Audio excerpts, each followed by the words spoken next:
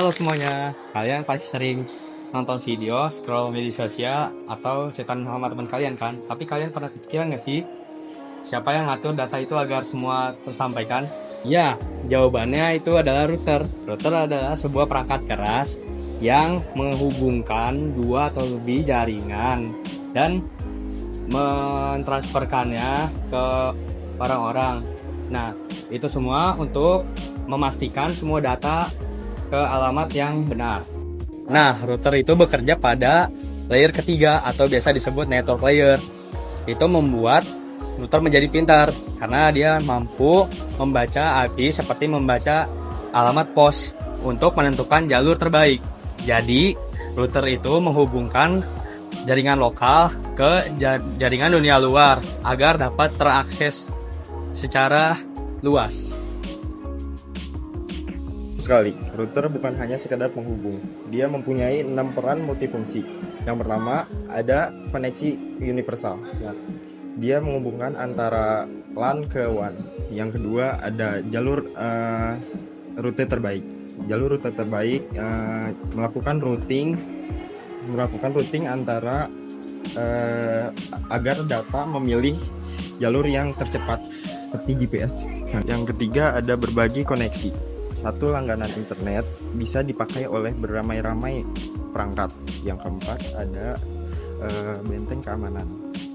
Router mempunyai firewall bawaan. Firewall berfungsi untuk menjaga keamanan jaringan dari ancaman cyber eksternal. Yang kelima, ada prioritas bandwidth.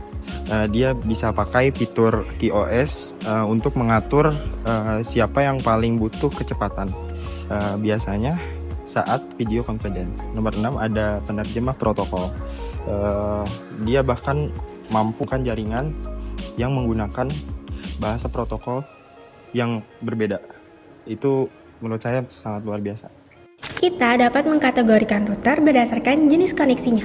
Yang pertama, router wired atau kabel. Router ini murni menggunakan kabel UTP. Keunggulannya adalah koneksi yang sangat stabil dan latensi rendah, cocok untuk gamer sejati dan kantor yang membutuhkan sinyal stabil tanpa gangguan. Yang kedua, router wireless atau nirkabel. Router ini sering kita pakai di rumah. Dia menyebarkan data lewat gelombang WiFi menggunakan antena yang dapat memungkinkan device terhubung tanpa kabel. Tapi ada loh jenis berdasarkan penempatan infrastruktur jaringan. Yang pertama itu ada edge router atau router tepi. Router tepi itu merupakan yang paling dekat dengan kita karena fungsinya itu sebagai pintu keluar masuk jaringan lokal ke internet. Yang kedua adalah core router atau router inti. Ini merupakan raksasa yang sering digunakan ISP besar seperti Telkom. Kapasitasnya supermasif dan menangani trafik data tulang punggung internet. Yang ketiga itu ada virtual router. Jadi ini tuh bentuknya bukan merupakan bentuk fisik tetapi berupa software yang berjalan di server dan cloud. Kemudian lebih fleksibel dan efisien dan berjalan di teknologi cloud computing modern. Segala teknologi punya dua sisi mata uang. Mari kita lihat kelebihan dan kelemahannya.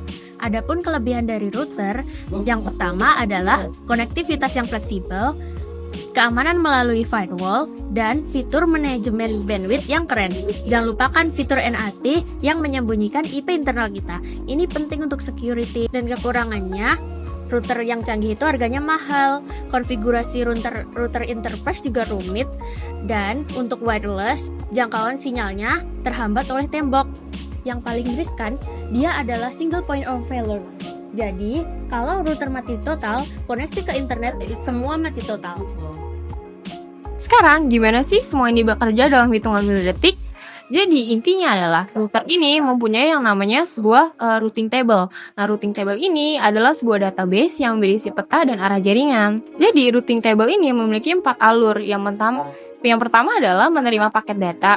Lalu yang kedua adalah mengirimkan alamat tujuan. Jadi IP-nya ini arahnya kemana sih? Lalu yang ketiga adalah routing table ini akan mencari jalur terbaik nih untuk ke portnya. Lalu setelah mendapatkan jalur yang benar, maka paket data yang tadi akan dikirimkan ke port yang benar. Router ini juga mengurus urusan lain seperti di HCP, yaitu memberikan alamat IP otomatis, lalu NAT yang menerjemahkan IP lokal ke IP public.